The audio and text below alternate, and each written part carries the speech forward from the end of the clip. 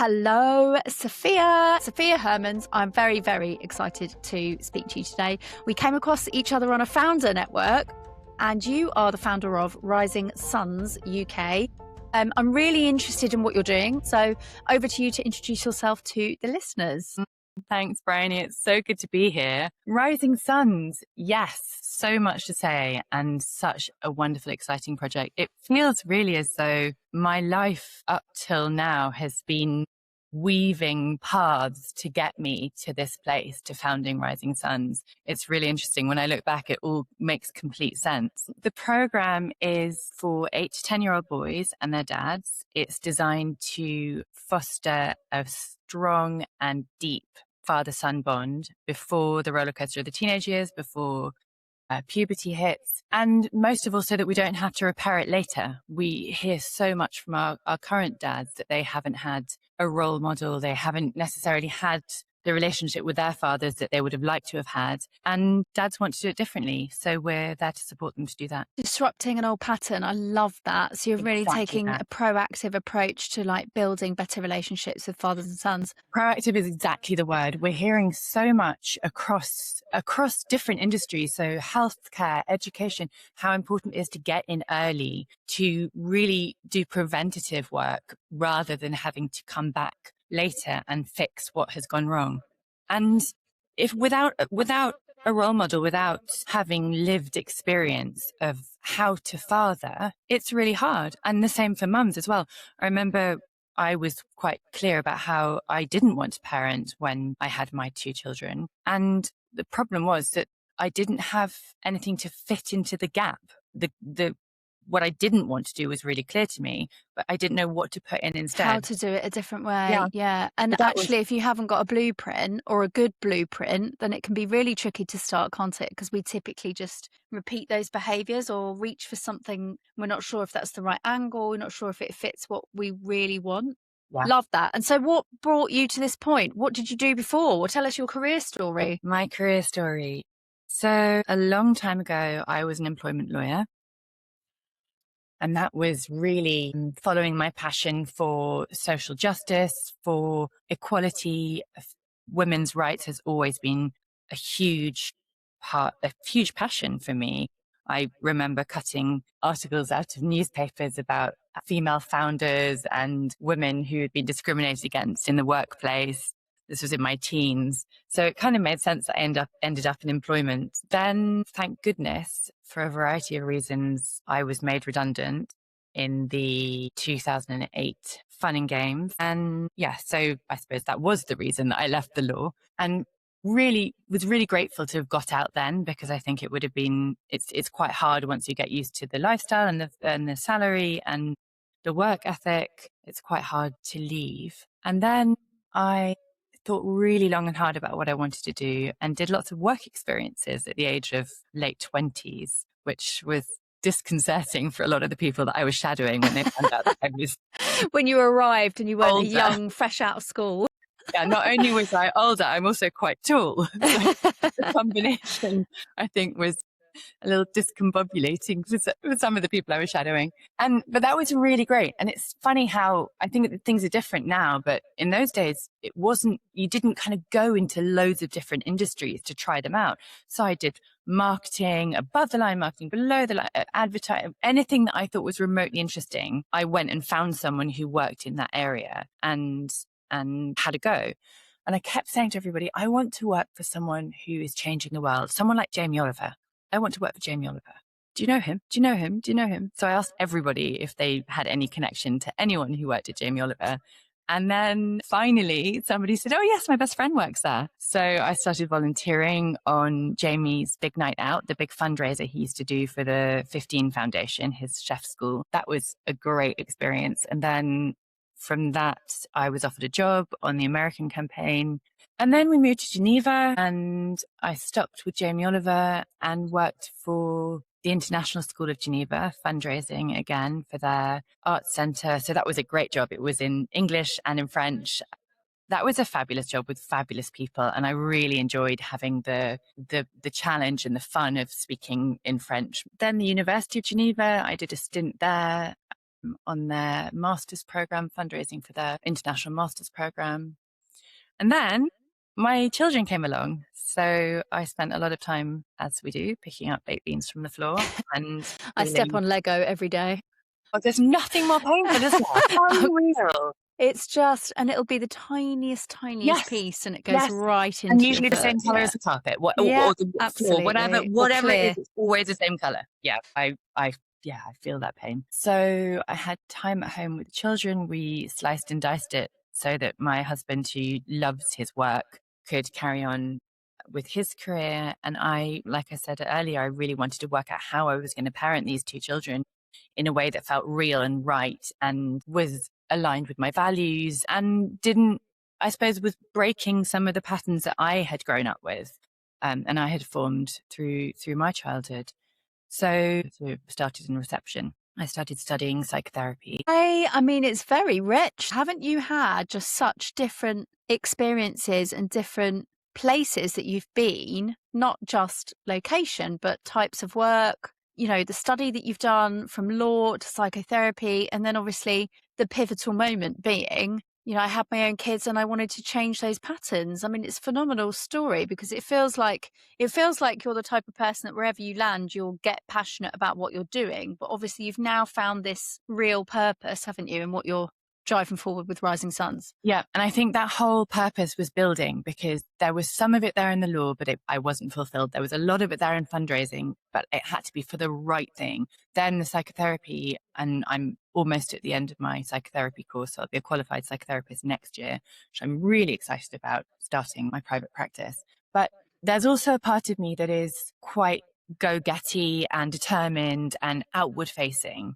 And I started training in 2022 with an incredible organization called Rights for Girls. They train facilitators across the country to deliver groups for girls aged 10 to 12. So that year 6, year 7 transition.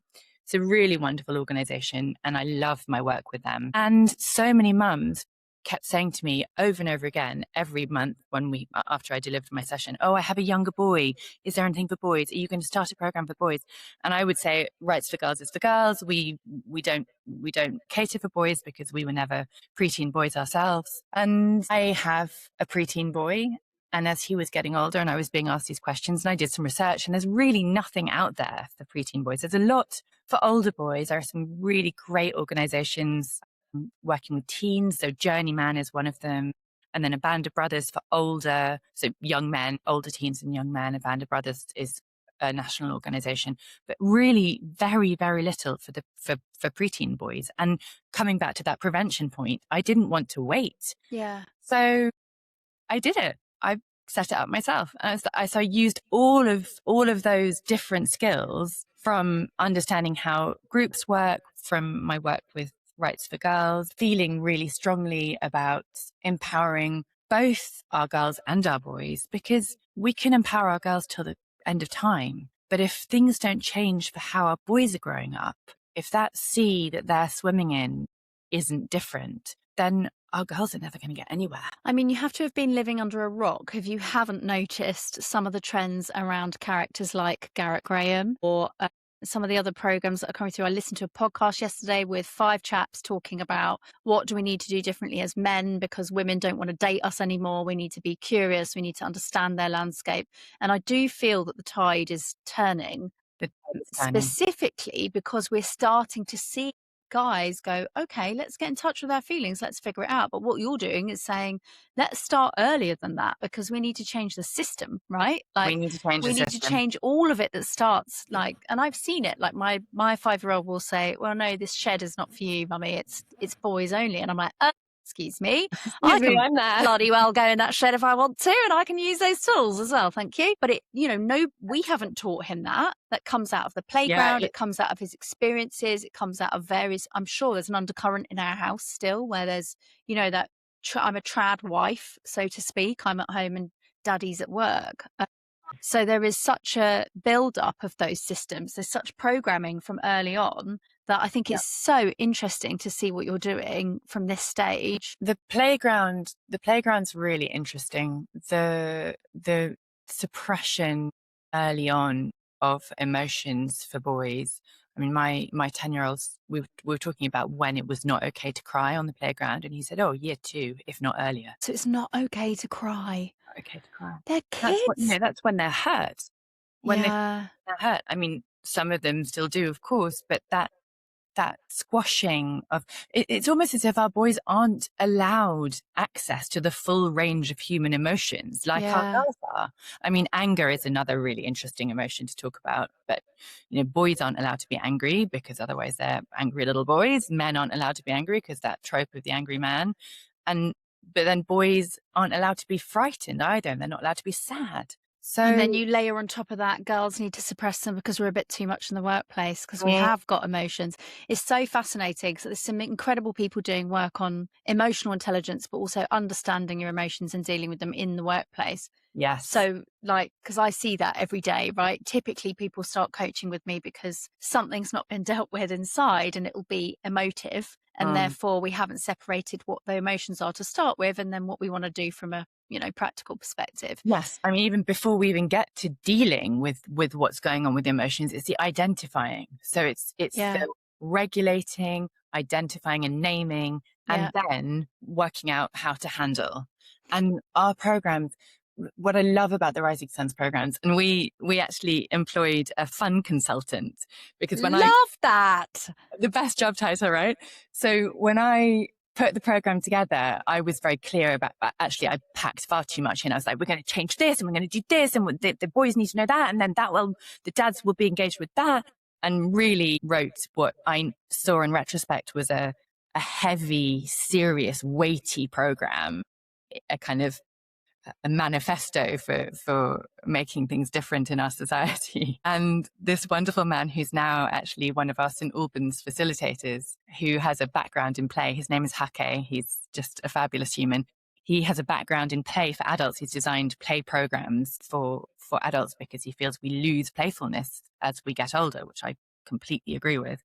So he came in to review the programs, and his brief was to essentially put in the fizz. I wanted him to take it The from joie de vivre. I wanted him to take it from kind of obsidian to sky blue pink and Yeah. to fun it up. And so he went away, looked at all my material, came back, and when he talked me through the first session, I was just laughing and laughing. I don't think I'd laughed that much for ages. And then I had FOMO. I was like, I want to do this with my boy. I want to be in the room. I'm not delivering the sessions. I'm facilitators. So at the moment we're piloting in St. Albans and Brighton, and we have 4 incredible facilitators who are just really restoring my faith in the world, in how men show up, how they show up for our kids. And then the dads who are coming through the doors into our programs are the same. It's just, it's such a joy.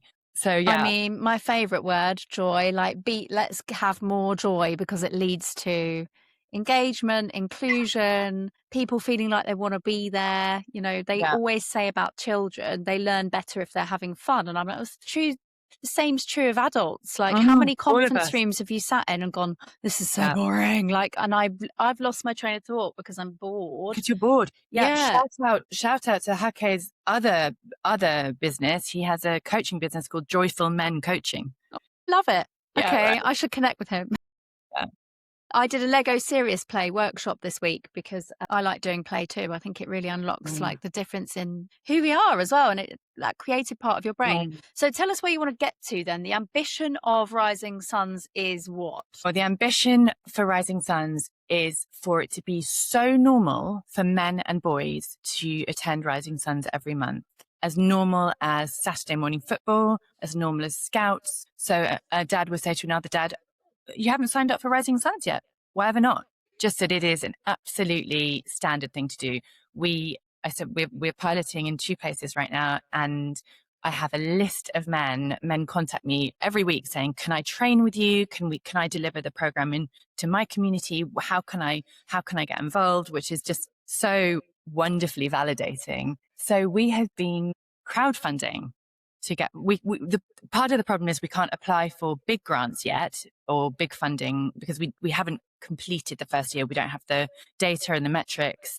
My co-director, David, is very careful to make sure that we have all our ducks in a row, I's dotted and T's crossed. So we've launched a crowdfunder. We have 5 days left. And we want to raise £16,100 so that we can train 10 new facilitators so they can deliver Rising Suns in different locations across the country. How far are you into it? How much have you got? We have got, drum roll, oh my goodness, this is the amazing news that I had last night. We are currently on 13,000. Okay, how exciting. So you haven't got much to go. We haven't got much to go. 5 days, you heard it here. We're going live today with this podcast. We need $3,000. Come on, get your wallets out. Come on. And it's not just a crowdfunding campaign, it's actually a prize draw. So there's all this cool stuff you can win. A week in Keith, a week in a cottage in Norfolk, a 3-night stay on the Isle of Wight, Dr. Martin's boots, soundbar. Loads of fun stuff to win if you put some money in. Tons of fun stuff. So what the amazing news we had yesterday was that an individual has been so convinced by and impressed by our mission that he gave 10,000. Oh my goodness, that's amazing. Congratulations. Thank you.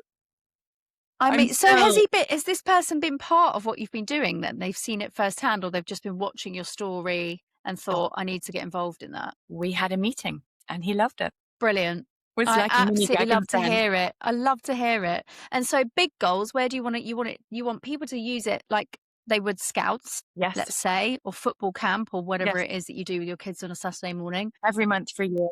Every month of the year.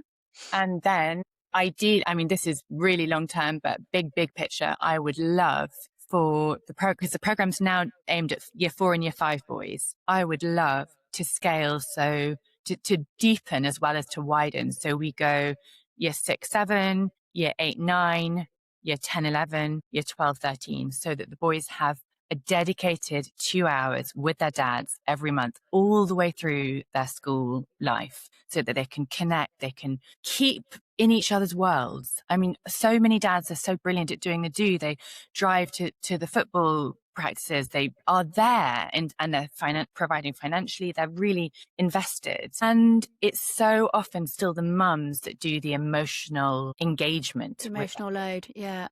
Yeah. The children will still talk to mum before they talk to dad. And that needs to change because, again, the dads need to talk too, right? Dads need to talk, boys need to talk, and the boys need to learn how to be able to talk so that when they themselves have sons. Because they do tend to copy dad, actually. And we do by seeing, right? So kids copy behaviour, right?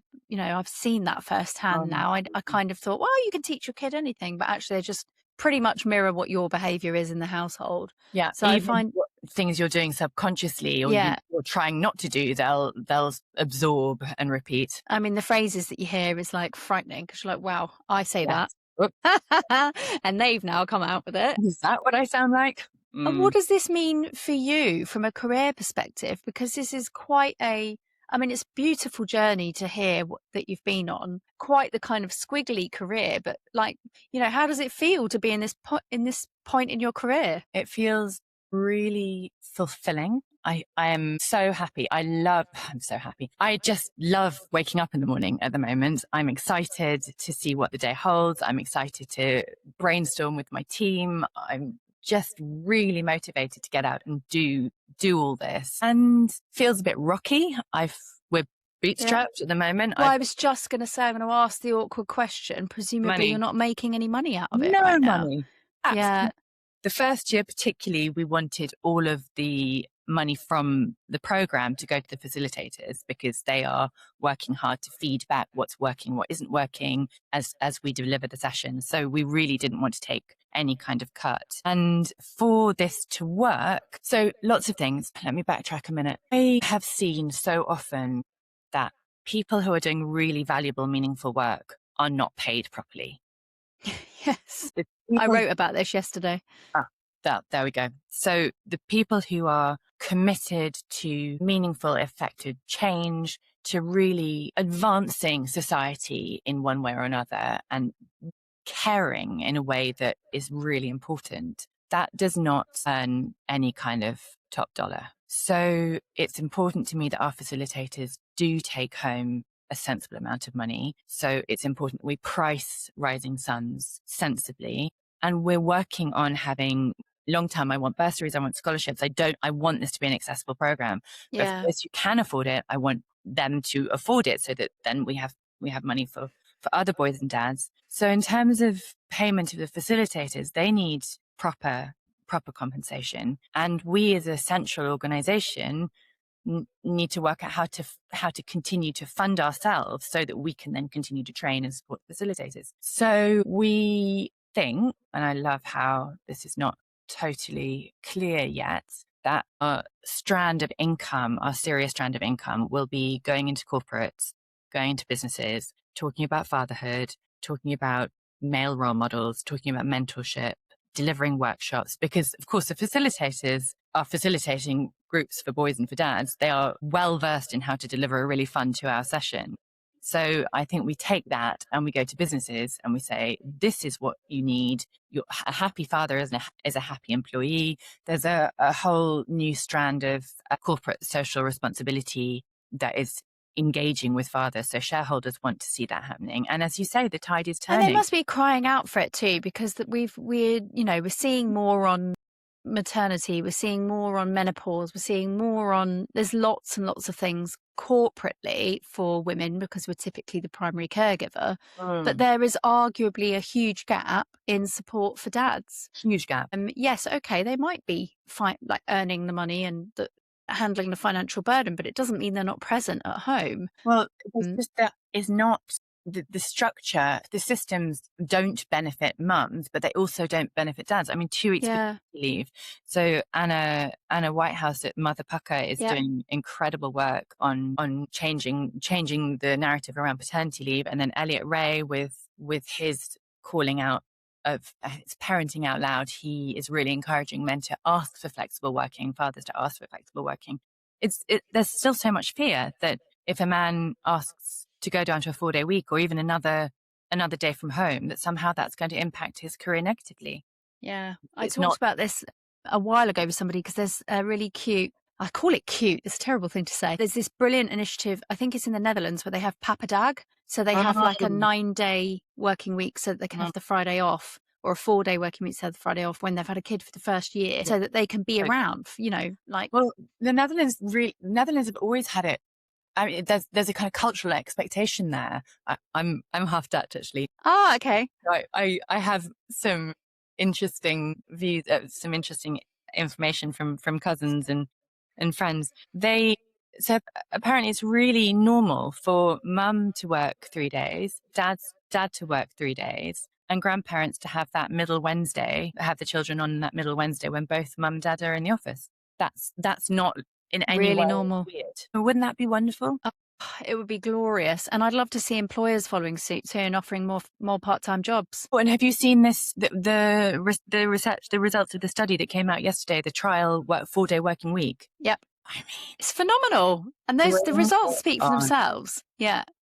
Just more time for family connection, more time to actually be in each other's world, more time to hear what happened on the playground. And it doesn't have to be the big stuff. We're not talking about big holidays. It doesn't need to be big holidays or expensive days out.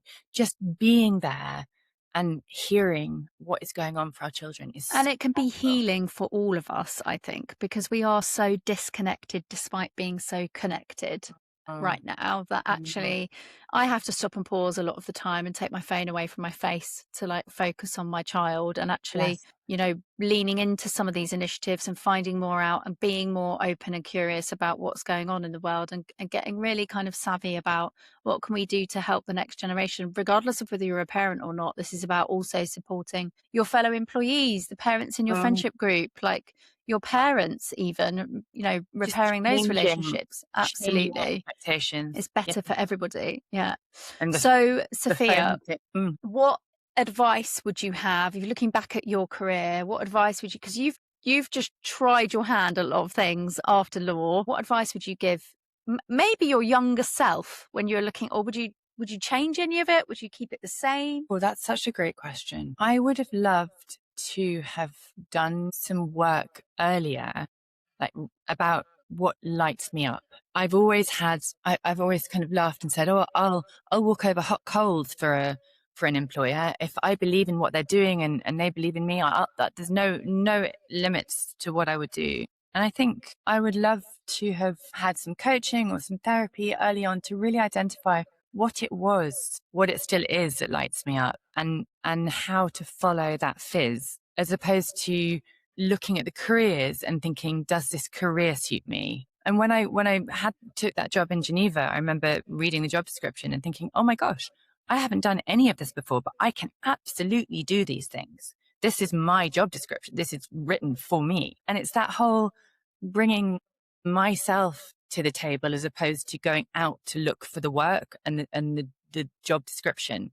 What a nugget. I completely agree with you, because if we know who we are and what lights us up, then arguably we're going to find it easier to find the environment, the role, the space that we want to be in. I think actually I get a lot of clients that say, I've followed the ladder. Yeah. But actually, I want to have a look at the landscape and figure out who I am and what my work identity is. Actually, we need to follow the fizz, not follow the ladder. Yeah, I love that. Follow the fizz. What a statement to land on. How do you take care of yourself, Sophia? It must be tough not having a financial income, doing something so purposeful. What are your soul care tricks? I will not lie, self-care has been a little lacking in this month of the crowdfunder, because it has been all hands on deck in all ways. And I'm really living the Instagram nightmare that I talk about so much with a girls group. And I've talked about, I was involved in the Smartphone Free Childhood campaign. I was never on Instagram, but for Rising Suns, I came on Instagram in March, April. And it is unbelievable how I am experiencing the social media down spiral. Anxiety up, visibility issues up, presence with my kids down, screen time up, just all of the things that we talk about for our teens, and how addictive it is. And I'm 50 this year. I really would have thought that I would be able to manage my screen time a little bit more effectively, but no. So when the crowdfunder is over, I will certainly be putting my phone down far, far more regularly, and maybe going to bed a bit earlier. Nice. Good bit of sleep. Get some rest and recharge. Sophia, thank you so much for your time. There's so much insight in there. And I think the parting comment has got to be follow the fizz. Love that. Not the alcoholic variety. Unless that really floats your boat. Sometimes that can be thrown in. Sometimes that can be good too, yeah. Thank you for your time. Oh, you're so welcome. It's lovely to be here. Thank you, Bryony.